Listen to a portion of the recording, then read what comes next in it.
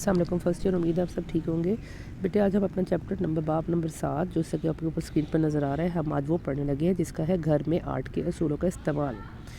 یہ جو چیپٹر ہے یہ بہت امپورٹنٹ ہے. یہ بھی امپورٹنٹ چیپٹرز میں سے ایک چیپٹر ہے. اس میں آپ کو جو سب سے پہلے گھر کی تعریف نظر آ رہی ہے. گھر وہ جگہ ہے جو افراد خانہ یا افراد یا کنبہ کے لیے مکانیت فراہم کرتا ہے. یہ جگہ ایک غار بھی ہو سکتی ہے، چھوٹی سی جھونپڑی ہو سکتی ہے، عالیشان عمارت بھی ہو سکتی ہے، اور محل یا کوئی بھی مطلب جس میں آپ کی بیسک نیڈس، ہم نے پہلے چیپٹر میں پڑھی تھی. کون سی تھی؟ روٹی، کپڑا، مکان، جس میں آپ اور اس میں آپ محفوظ بھی ہیں. مختلف ماہرین کی رائے کے مطابق گھر ایک ایسی جگہ جو گھرانے کے سب مل جل کر افراد رہتے ہوں. ایک معیاری، آرام دہ اور خوبصورت گھر سے مراد ایک ایسے گھر سے ہے جہاں افراد کی ضروریات بخوبی پوری ہو رہی ہوں. اس کو آپ انڈر لائن بے شک کر لیں. اس میں جب آپ نے گھر کی تعریف لکھنی ہے تو آپ نے اس میں لکھنا ہے کہ جہاں افراد خانہ مل جل کر رہ رہے ہوں. پھر ایک پوائنٹ آپ نے لکھنا ہے جس میں افراد کی ضروریات بخوبی پوری ہو رہی ہو، اور پھر اس کے بعد سبھی آرام اور پرسکون زندگی گزار رہے ہوں. آپ نے جب ڈیفینیشن دینی ہے تو آپ نے یہ 3 پوائنٹس اس ڈیفینیشن میں ڈالنے ہیں. گھر ایک ایسی جگہ ہے جہاں افراد خانہ مل جل کر رہ رہے ہوں اور جن کی تمام ضروریات زندگی پوری ہو رہی ہو، اور اس میں ہم بخوبی یا آرام سے زندگی گزاریں اور تمام خطروں سے محفوظ ہوں. اب گھر کے جو انہوں نے کچھ نکات بتائے ہیں کہ گھر میں کیا کیا ہونا چاہیے. ایک محفوظ اور آرام دہ، اور دوسرا صاف ستھرا اور خوبصورت. ایک اور کویسچن آتا ہے، وہ کویسچن آتا ہے محفوظ اور آرام دہ گھر سے کیا مراد ہے. محفوظ اور آرام دہ گھر سے مراد جہاں پہ کوئی بیرونی آفت یا بیرونی چیز جہاں پہ آپ سے وہ حملہ نہ کر سکے، وہ گھر محفوظ اور آرام دہ ہے. مکان کا بنیادی مقصد یہ ہے کہ اس میں رہنے بسنے والے اپنے آپ کو ہر طرح سے محفوظ محسوس کریں. مثلاً سوتے جاگتے کام کاج کرتے ہوئے کوئی بیرونی مداخلت اس میں موجود نہ ہو. جب آپ کے پاس محفوظ اور آرام دہ گھر کی بات آئے گی تو آپ نے یہ والا ٹاپک اس کے اندر ڈالنا ہے. ٹھیک ہے، آپ نے یہ پیرا کرنا ہے. اکثر کویسچن 2 آ جاتے ہیں ایک ہی پیپر میں. گھر سے کیا مراد ہے؟ محفوظ اور آرام دہ گھر سے مراد ہے کیا مراد ہے. محفوظ اور آرام دہ میں آپ نے صرف اس کو سیفٹی بتانی ہے کہ جہاں پہ بیرونی مداخلت عمل دخل نہ کر سکے، جہاں پہ آپ انسان پھر اس میں بیسک دونوں چیزیں سیم ہی ہیں جہاں پہ افراد خانہ، لیکن ایک چیز بس آپ نے اس میں جو فوکس کر دینی وہ یہ ہے کہ جہاں پہ بیرونی مداخلت نہ ہو سکے. ٹھیک ہے، اور میں اکثر یہ ریکمینڈ کرتی ہوں جب 2 کویسچن ایک ہی پیپر میں ایک جیسے آئے تو کوشش کریں کہ ایک کویسچن اٹیمپٹ کریں، دونوں نہ اٹیمپٹ کریں. آپ اس کو چوائس میں چھوڑ دیں. ٹھیک ہے، آگے چلتے ہیں. صاف ستھرے گھر سے مراد جہاں پہ جو مثالی یا معاشی صورتحال کی وجہ سے جس طرح آپ آرائش کو سجاوٹ یا اصولوں کے مطابق جو ہم نے آرٹ کے اصول کے مطابق پڑھے ہیں اس کے مطابق جو آپ نے گھر کو خوبصورت اور صاف ستھرا بنایا ہے اس کو ہم صاف ستھرا گھر کہتے ہیں. اس میں پھر ایک اور امپورٹنٹ چیز آ رہی ہے، وہ ہے آرائش خانہ کے اصول. آرائش خانہ کا پہلا اصول کیا ہے کہ گھر کے افراد اور ان کی شخصیت کو اشیاء سے زیادہ اہمیت دی جائے. مطلب یہ نہیں ہے کہ چیزیں آپ نے رکھ دی اور آپ کو ٹھوکریں لگ رہی ہیں. مطلب افراد کے گزرنے یا بیٹھنے کی چیزیں کم ہیں، آپ کی ڈیکوریشن کا سامان زیادہ ہے. تو یہاں پہ پہلا پوائنٹ آتا ہے کہ آرائش خانہ کا اصول یہ ہے کہ سب سے پہلا کہ آپ کا جو گھر ہے وہ افراد خانہ کو امپورٹنس زیادہ دی جائے ایز کمپیئر ٹو تھنگس. ٹھیک ہے، یہ سیکنڈ پیراگراف میں لکھا ہوا ہے. یہ ایسی صورت ہے میں ممکن ہو سکتا ہے جب اندرون خانہ کی آرائش کرتے ہوئے افراد کی ضروریات پسند یا ناپسند کو مد نظر رکھا جائے. ایسا کرنے سے سجاوٹ اور چیزوں کی ترتیب افراد کے لیے مکمل آرام اور خوشی کا باعث بنتی ہے. پھر آرائش خانہ کا دوسرا اصول کیا ہے؟ دوسرا کیا ہے کہ چیزوں کو اشیاء کی مدد سے ایسا ماحول تشکیل کیا جائے جو گھر والوں کے رہن سہن کو پورا کر سکے. ارینجمنٹ اس طرح ہو جیسے کہ اگر بیٹھک ہے تو اس میں صوفے کمفرٹیبل ہو، اس میں چبھنے والے صوفے نہ ہو. بیڈ ہے تو بیڈ ایسا ہو کہ جس میں آپ لیٹ کر آپ کو سکون ہے بجائے کہ اس کے راڈز آپ کو چبھیں.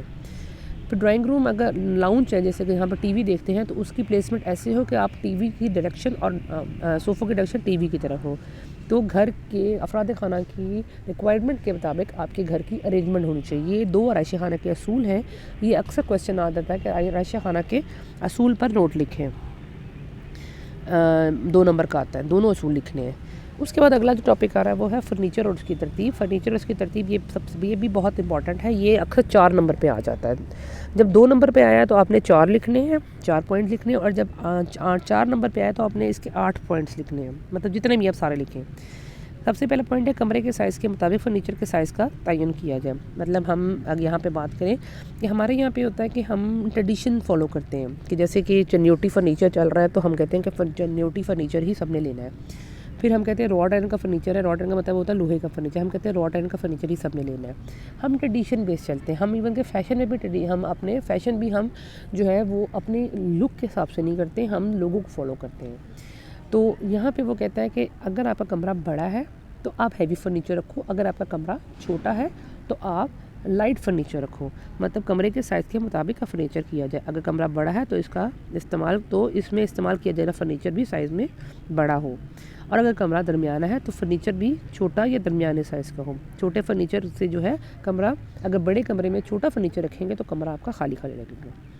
پھر فرنیچر کی مدد سے کمرے کی ناپسندیدہ حجم کو اپنی پسند کے مطابق چھوٹا اور بڑا کیا جا سکتا ہے۔ یہاں پہ وہ ایگزامپل کیا دے رہا ہے، اگر ہم اس کو ایگزامپل کریں تو کہ آپ کو کچھ ایریاز جو ہوتے ہیں کمرے کے کارنرز پسند نہیں ہوتے، تو آپ فرنیچر کو وہاں پہ آپ کوئی شو ریک رکھ دیتے ہو، کوئی الماری رکھ دیتے ہو کہ آپ اس کے جو ناپسندیدہ حجم ہے اس کو آپ کور کرتے ہیں تاکہ وہ بیلنس میں آ جائے۔ تیسرا پوائنٹ بھی اسی سے ملتا جلتا ہے کہ ایک تنگ اور لمبے کمرے کو بیٹھنے اور آپس میں بات چیت کے لیے رقبے کا اور بات چیت کو 2 گروپوں میں ڈیوائڈ کر دیں۔ یہ موسٹلی ہم ہمارے کمرے میں جہاں پہ ڈرائنگ روم مطلب بیٹھک اور ساتھ ہمارا کھانے والا میز رکھتے ہیں، ہم اس کمرے کو ہم 2 حصوں میں ڈیوائڈ کر لیتے ہیں۔ مطلب ایک میں ہم کھانے والا کمرہ بنا دیتے ہیں اور اسی کمرے میں آدھا ہم بیٹھک کو بناتے ہیں، مطلب ہم نے فرنیچر کی مدد سے ہم نے کمرے کو 2 حصوں میں ڈیوائڈ کر دیا۔ اسی طرح بیڈ رومز بڑے ہوں تو لوگ بیڈ رومز میں ہی لابی بنا لیتے ہیں۔ لابی کیا ہے؟ صوفوں کا سیٹ رکھ دیتے ہیں کہ ایک طرف سونے والا حصہ اور ایک طرف بیٹھنے والا حصہ ہے، تو آپ کمرے کے سائز کو، اس کی لمبائی کو، اس کے تنگ کو، اگر وہ تنگ ہے تو ہم اس کو فرنیچر کی مدد سے اس کو 2 حصوں میں ڈیوائڈ کر لیتے ہیں۔ پھر یہ بڑا امپورٹنٹ بنا ہے، بھاری اور بڑے سائز کا فرنیچر ہمیشہ دیوار کے ساتھ رکھنا چاہیے۔ الماری، بیڈ ہمیشہ دیوار کے ساتھ ہوتی ہے، کبھی سینٹر میں نہیں ہوتی۔ سینٹر میں فرنیچر، بڑا سائز کا فرنیچر نہیں رکھا جاتا۔ یہ اکثر کویسچن MCQs میں آ جاتا ہے کہ بھاری اور بڑے سائز کا فرنیچر کہاں رکھنا چاہیے۔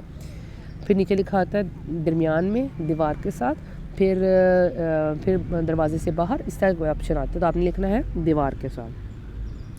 اگلا کو آ جاتا ہے ایک اور اصول ذہن میں رہ کے کہ ٹی وی سیٹ اور ایک عدد ہلکی پھلکی سی الماری جو ہے وہ ٹیڑھی کر کے رکھا جائے۔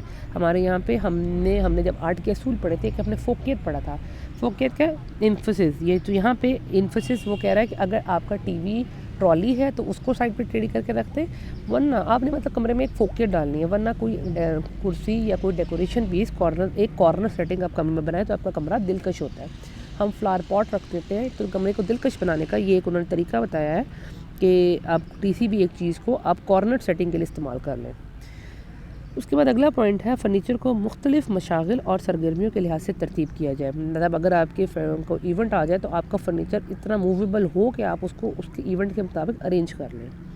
فرنیچر کی ترتیب کو اس طرح ہونی چاہیے کہ چلنے پھرنے کی رکاوٹ میں پیدا نہ ہو سکے، ٹھیک ہے۔ ہمارے یہاں پہ ہوتا ہے کہ ہم اتنا زیادہ کمرے میں فرنیچر ٹھوس دیتے ہیں کہ ہمیں ٹھوکر لگتی ہے، ہم چلتے پھرتے گرتے ہیں، تو فرنیچر کا تعین اس طرح کیا جائے کہ آپ کو چلنے پھرنے میں رکاوٹ نہ ہو۔ اگر فرنیچر کمرے کی ضرورت سے زیادہ ہو تو اس میں سے چیزیں فرنیچر، اگر آپ کا فرنیچر زیادہ ہے تو اس میں سے فرنیچر کو، ہمارے یہاں پہ ہوتا ہی ہے کہ ساس کا فرنیچر ہوتا ہے، پھر بہو کا ہوتا ہے، تو ساس اپنا فرنیچر نکالنا پسند نہیں کرتی، پھر بہو کا بھی مانگتی ہے، بہو کا بھی آ جاتا ہے، تو ایک کمرے میں ہر طرح کا فرنیچر ڈال دیتا ہے، جس کی وجہ سے کیا ہوتا ہے کمرہ بہت زیادہ ہیوی لگتا ہے اور نہ چلنے پھرنے کی گنجائش ہوتی ہے۔ تو آپ کی کوشش ہونی چاہیے کہ فرنیچر کو آپ چیزیں اس میں سے چن لیں جو آپ کی ضرورت ہے۔ اس کے بعد اگلا ٹاپک ہمارا آ رہا ہے ذخیرہ کاری۔ ذخیرہ کاری کا جو ہمارا ٹاپک ہے اس میں یہ جو بیسکلی ہمارا کہ المیہ یہ ہمارا کے مسئلہ ہے کہ سٹور جو ہے وہ ہمارے گھروں میں ہیں، بڑے گھر ہمارے ہیں، 2 بلڈنگ 2 منزل ہمارے پاس ہیں، بڑے بڑے کمرے ہمارے پاس ہیں، لیکن چونکہ زندگی بہت زیادہ آگے جا رہی ہے اور جو ٹیکنالوجی جیسا ہماری آبادی بڑھ رہی ہے تو ہمیں ذخیرہ کاری کی بہت ضرورت ہے، کیونکہ ہمارے گھر جو ہیں وہ فلیٹس میں چینج ہو رہے ہیں۔ اب اگر بڑے شہروں میں جاؤ تو اب یہ اب جو نئے ہیں وہ فلیٹس بن رہے ہیں، کیونکہ پاپولیشن اتنی زیادہ ہو گئی ہے کہ زمین کم پڑ گئی ہے، اور جب زمین کم پڑ گئی ہے تو انہوں نے ایک ہی گھر کے اوپر بہت سارے گھر کھڑے کر لیے، اس کو کہتے ہیں فلیٹ سسٹم۔ تو اگر ہم فورن کنٹریز میں جائیں تو وہاں پہ تو ذخیرہ کاری کی بہت سے مثالیں ملتے ہیں۔ وہاں پہ ان کے بیڈس کے نیچے ڈورز ہیں، ان کے وہ اس طرح انہوں نے کیا ہوا ہے کہ رات کو نیچے کیا تو بیڈ بن گیا، اوپر کیا تو وہ آپ کی بک شیلف بن گیا، اس طرح کر کے انہوں نے ذخیرہ کاری کی ہوئی ہے۔ تو ذخیرہ کاری کے لیے انہوں نے کچھ چیزیں بتائی ہیں، انہوں نے جیسے کہ انہوں نے بتایا ہے کہ ہمارے یہاں پہ ہم لوگ مختلف چیزوں کو مختلف منظم کرتے ہیں، جیسا کہ ہم لوگ سوئی گیس یا ٹیلی فون کے بل، صفائی کے باغبانی کے سامان، ان سب کو علیحدہ علیحدہ لیبل کر کے علیحدہ علیحدہ جگہ کو میں رکھ دیا جائے تاکہ اضافے سے بچ سکے۔ اب ذخیرہ کاری میں جو آپ کی یاد کرنے والی چیزیں ہیں وہ یہ ہیں کہ جو ذخیرہ کاری کو منظم لانے کے لیے جو نکات ہیں، جو چیزیں مددگار ہو سکتی ہیں، وہ اشیاء کو استعمال کی مناسبت سے رکھا جائے۔ یہ ہم نے پیچھے بھی پڑھا تھا کہ ہم ذخیرہ کاری کے لیے جو انہوں نے بتایا کہ اپنی جو اس سلسلے میں اگر یوں کہا جائے کہ ٹوسٹر کی مناسب جگہ کھانے کی میز یا اس کے نزدیک ہو، تو باورچی خانے میں مطلب آپ نے جب اس چیز کو ذخیرہ کرنا ہے تو آپ نے یہ نہیں کرنا کہ اس کو جا کے اسٹور میں رکھ دیا، اگر کچن کی چیز ہے تو اس کو کچن میں رکھنا ہے۔ پھر اشیاء کو مناسب اونچائی سے رکھیں۔ پھر اگر آپ لیول آف ہائٹ کے مطابق اگر رکھیں، اب تو خیر فال ٹو وال الماری ہیں، اب چھوٹی چھوٹی سیڑھیاں مل جاتی ہیں، آپ اوپر کر کے رکھ لیتے ہیں، لیکن اس سے مراد یہ ہے کہ آپ کے جسم کو تناؤ یا کھچاؤ نہ پڑے۔ پھر جو جلد خراب ہونے والی چیز اکثر کو یکجا کر کے رکھنے سے مراد یہ ہے کہ اگر کھانے والا سامان ہے تو وہ اکٹھا رکھیں تاکہ آپ کا وقت اور قوت کا توانائی کا بچ سکے، ٹائم بچ سکے۔ پھر جلد خراب ہونے والی اشیاء کو مناسب جگہ پر رکھیں۔ اس میں آ جاتا ہے کہ جو چیزیں جلدی خراب ہو رہی ہیں ان کو آپ ریفریجریٹر میں رکھیں۔ یہ کچھ نکات ہیں ذخیرہ کاری کے آپ سے ہم بات کریں تو اب ذخیرہ کاری کے لیے اسٹوریج کے لیے اب بہت زیادہ ہمارے پاس آرگنائزرز آ گئے ہیں مارکیٹ میں۔ ہمارے پاس اب ایون کہ جوتے بھی رکھنے کے لیے بھی آرگنائزرز ہیں، ہمارے کپڑے رکھنے کے لیے آرگنائزرز ہیں ذخیرہ کاری کے لیے۔ تو یہ آرگنائزرز جو ہے ہمیں بہت ہیلپ فل ہیں اس ذخیرہ کاری کے لیے، کیونکہ اب آہستہ آہستہ اسٹور سسٹم ختم ہو رہا ہے۔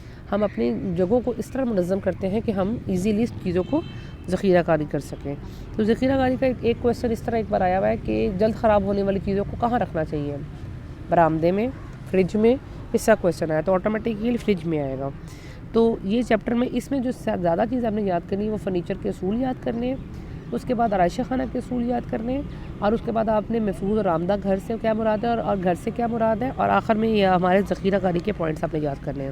اس میں صرف یاد کرنے والا یہی ہے۔ تھینک یو بیٹے، آج یہ چیپٹر ہمارا ختم ہو گیا، بہت آسان چیپٹر لیکن ہے امپورٹنٹ۔ شکریہ اور اللہ حافظ۔